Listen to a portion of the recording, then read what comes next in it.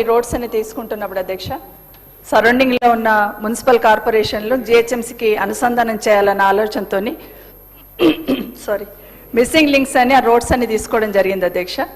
Roads తీసుకోవడమే కాకుండా ఎన్నికల కన్నా ముందు టెండర్ కూడా పిలిచి కొంత బడ్జెట్ అలాట్ చేసే ప్రయత్నం ఆ రోజు జరిగింది అధ్యక్ష. అయితే ఈ ప్రభుత్వం వచ్చిన తర్వాత టెండర్ అయిపోయిన తర్వాత కూడా టెండర్స్ క్యాన్సిల్ చేసి మళ్ళీ టెండర్ పిలిచి మళ్ళీ ఒక కాంట్రాక్టర్కి అప్పచెప్పారు అధ్యక్ష. ఉదాహరణకి నా నియోజకవర్గం చెప్తాను అధ్యక్ష. RC cross road airport road నుండి శ్రీశైలం హైవే వరకు అని 32 కోట్లు, అట్లే మల్లాపూర్ క్రాస్ రోడ్స్ నుండి కుర్మల్గూడ వరకు అని 38 కోట్లు, కుర్మల్గూడ నుండి నాదర్గుల్ వరకు 40 కోట్లు, అట్లాగే బడంపేట నుండి రామాలయం నాదర్గుల్ వరకు ఇట్లా ఒక 150 కోట్లకు సంబంధించి టెండర్ పిలిచాము. మా ఇన్ఛార్జ్ మంత్రి గారు శ్రీధర్ బాబు గారు ఒక 1.5 year కింద అనుకుంటాను ఫౌండేషన్ కూడా వేశారు అధ్యక్ష. కానీ తట్టడి మట్టి కూడా తీయలేదు అధ్యక్ష. అట్లాగే బండ్లగూడకు సంబంధించి బండ్లగూడలో కూడా ఒక 3 రోడ్లు రాజేంద్ర నగర్ కాన్స్టిట్యున్సీలో కూడా టెండర్ చేస్తున్నారు అధ్యక్ష. ఇవన్నీ కూడా టెండర్ చేసినట్టు చెప్పేసి అగ్రిమెంట్లు చేసినట్టు చూపించేసి ఇప్పటి వరకు ఒక తట్టడు మట్టి కూడా వేయలేదు అధ్యక్ష. ఎక్కడ వేసినా అక్కడే ఉన్నాయి. బట్ మంత్రి గారిని పిలుచుకొచ్చి మాత్రం హంగామా చేసి ఆ రోజు స్టోన్ వేసి ఫోటోలు అయితే దిగి వెళ్ళిపోయినాం అధ్యక్ష. ఎక్కడ వాళ్ళం అక్కడ, మళ్ళీ రాయి అక్కడనే, ఆ రోడ్ అక్కడనే, మనం ఇక్కడనే.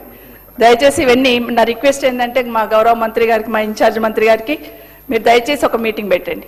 మీటింగ్ పెడితే ఆ రోడ్ మీద ఎంత ఇబ్బంది ఉంది, కాలనీ వాళ్ళు ఎంత ఇబ్బంది పడుతున్నారు, ఊరికే జిహెచ్ఎంసీ అని చెప్పేస్తే సరిపోదు అధ్యక్ష.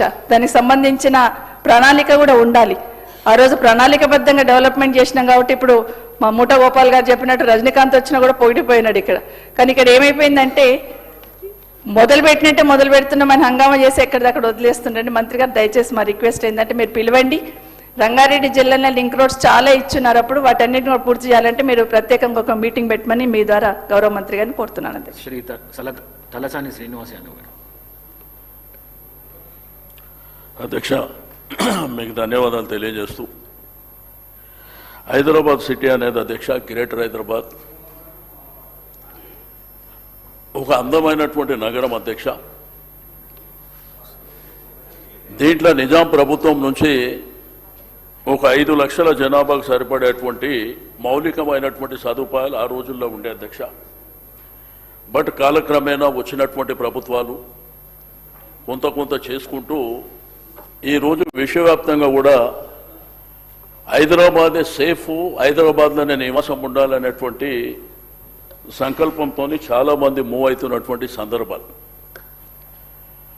బట్ ఇక్కడ భారతదేశంలో ఉన్నటువంటి అనేకమైనటువంటి రాష్ట్రాలకు సంబంధించిన వాళ్ళు హైదరాబాద్లోనే నివాసం ఉండడం, మన క్లైమేట్ కూడా అధ్యక్ష ఈ దేశంలో ప్రపంచంలో మనకు ఎక్కడికి వెళ్ళినా కానీ మళ్ళీ హైదరాబాద్ వచ్చిన తర్వాతనే మనకు ఆ తృప్తి సంతృప్తి.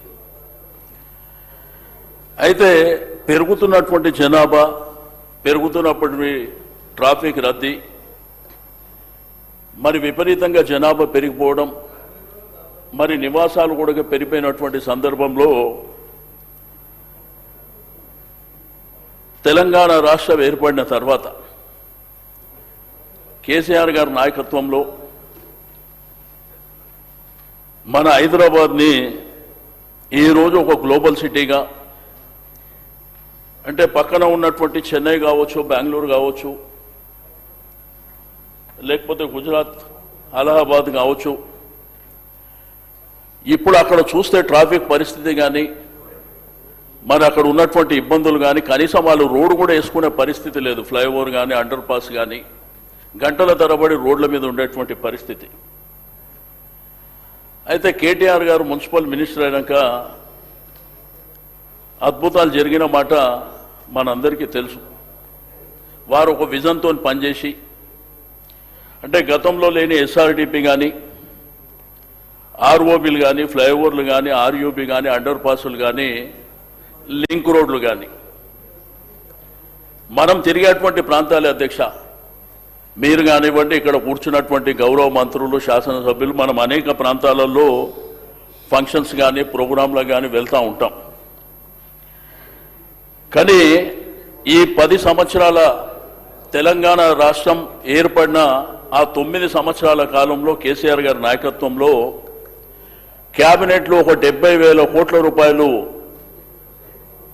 మరి శాంక్షన్ చేస్తే ఇవన్నీ అద్భుతాలు జరుగుతాయంటే రమారమే 63,000 కోట్ల రూపాయలతోని మనకు వచ్చినటువంటి ఒకప్పుడు ఎల్బీనగర్ ప్రాంతం పోవాలన్నా ఉప్పల్ ప్రాంతం పోవాలన్నా ఇక్కడ కుత్బుల్లాపూర్ కానివ్వండి మహేశ్వరం కానివ్వండి లేదంటే ఫైనాన్షియల్ డిస్ట్రిక్ట్ గచ్చిబౌలి ప్రాంతాలు కానివ్వండి వెళ్ళాలంటే ఎంత ఇబ్బందో మనకందరికీ తెలుసు.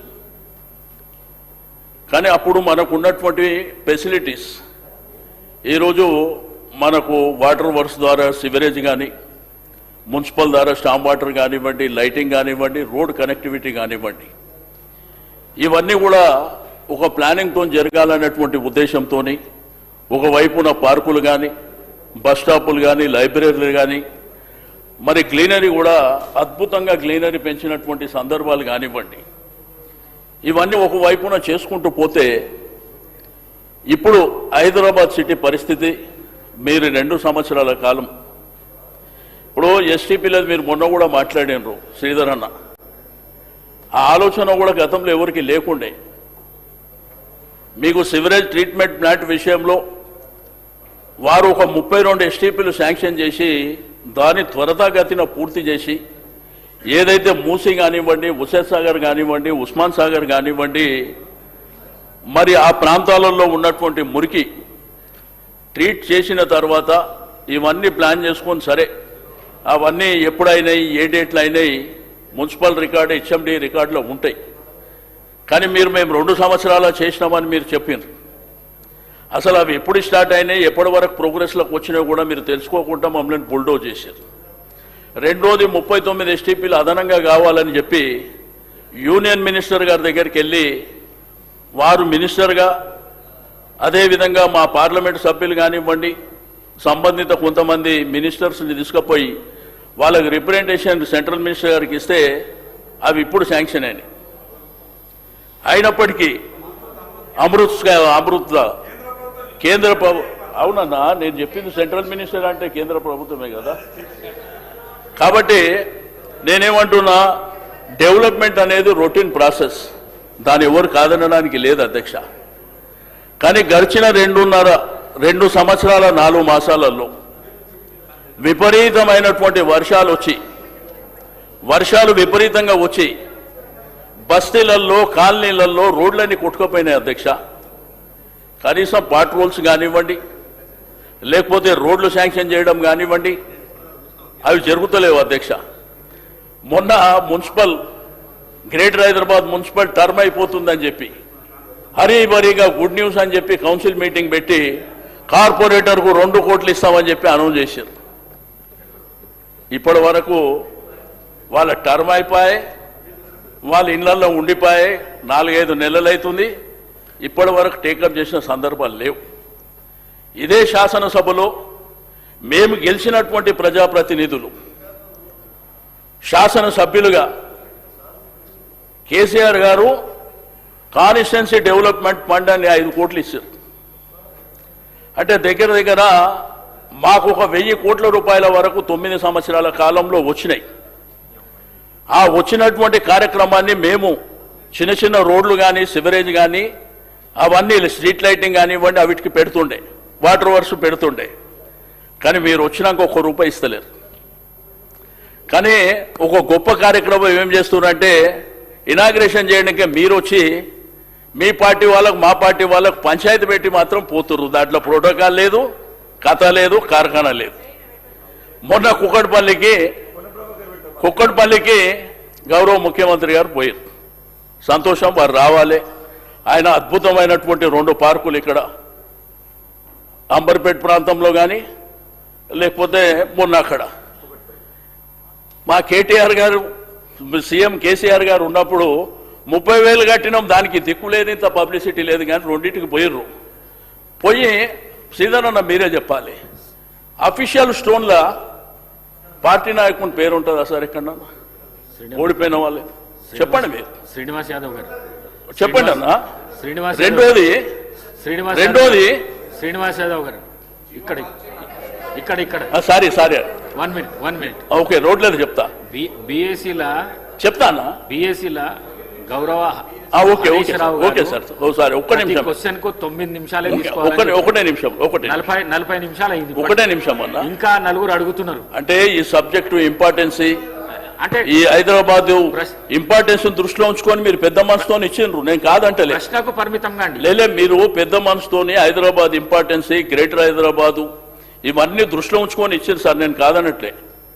కానీ దయచేసి నా రిక్వెస్ట్ వల్ల కాన్స్టిట్యున్సీ డెవలప్మెంట్ ఫండ్ లేదు, ఎమ్మెల్యేలకు ఆ విలువ కూడా లేదు, ప్రోటోకాల్ అసలు పాటిస్తలేరు. ఈ సందర్భాలు స్పీకర్ గారు కూడా చెప్పినాం. అయినప్పటికీ సబ్జెక్టు కానప్పటికీ శ్రీధర్ నా రిక్వెస్ట్ వల్ల ఏంటంటే హైదరాబాద్ ప్రజలు, ఎందుకంటే సింహభాగం తెలంగాణ రాష్ట్రంలో ఉన్నటువంటి ప్రజలు ఇబ్బంది పడుతూ ఏమనంటే ఫండ్ లేదని చిన్న కార్యక్రమాలు కూడా చేసే పరిస్థితి లేదు. మేమేమో 9 సంవత్సరాలలో 63 కోట్లు పెట్టి అద్భుతాలు చేసినాం. ఇప్పుడు మా ఫతేనగర్ బ్రిడ్జ్ ఉంది. ఫతేనగర్ బ్రిడ్జ్ అధ్యక్ష బల్కంపేట ఎల్లమ్మ దేవాలయం పక్కన టువర్డ్స్ ఫతేనగర్ నుంచి ఇక్కడ సనత్ నగర్ జుబ్లీహిల్స్ పోయే వైపు కానీ, అటువైపు కుకట్పల్లి కానీ, కుత్బుల్లాపూర్ కానీ, అటువైపు బోయిన్పల్లి, నేను ఎంతో కష్టపడి కేటీఆర్ గారు మినిస్టర్గా ఉన్నప్పుడు 100 కోట్ల రూపాయలు శాంక్షన్ చేయించిన.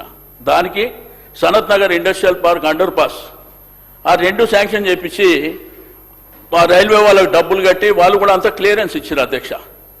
2 సంవత్సరాలు దాటింది, ఇప్పటి వరకు ప్రోగ్రెస్లో ఉందని చెప్పి మీరు చెప్తున్నారు. ఏం ప్రోగ్రెస్ లేదు సార్, నేను ఎమ్మెల్యేని అక్కడ. కాబట్టి దయచేసి మీరు దృష్టి పెట్టవలసినటువంటి అవసరం ఉన్నది. నాకు నిజంగా అధ్యక్ష మీరు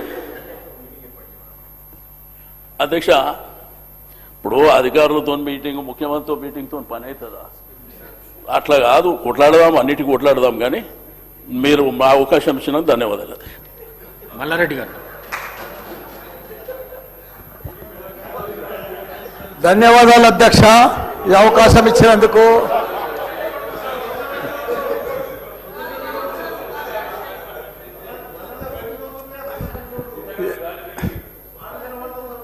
సరే, పెళ్లికి వచ్చినా రాకున్నా కానీ ఒక అధ్యక్ష చాలా బాధాకరంగా ఉన్నది, చాలా ఇబ్బందికరంగా ఉన్నది.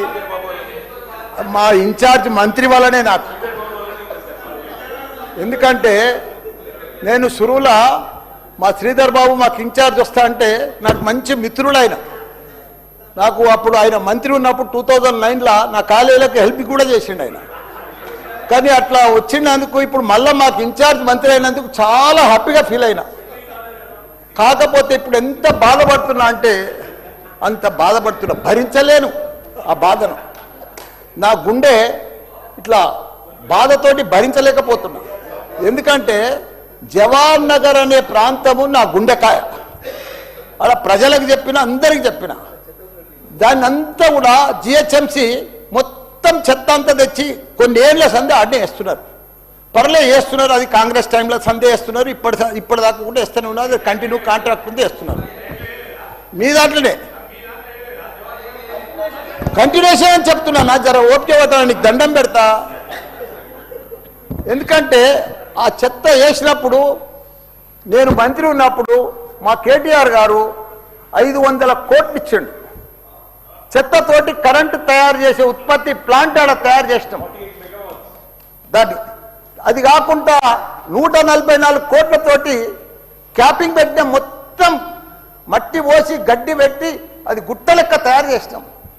దానికి తోడు వర్షాకాలంలో అందులో వచ్చిన మురుగునీళ్ళు అంత వస్తే ఫిల్టర్ చేసేందుకు 250 కోట్లు ఇచ్చినాం వాటర్ ఎస్టీపీ. అంత బాగా చేస్తే అందంగా వాసన రాకుండా చేసినాం నా మంత్రి ఉన్నప్పుడు మా కేటీఆర్ సార్. అటువంటిది ఇప్పుడు 2 సంవత్సరాలు 4 నెలల సంది భరించలేము. కొత్త గుట్ట చెత్తకుండి తయారు చేసిరు, కొత్తది ఒకటి. అది రోగాన బారి పడుతున్నారు. వాటర్ల పొల్యూషన్,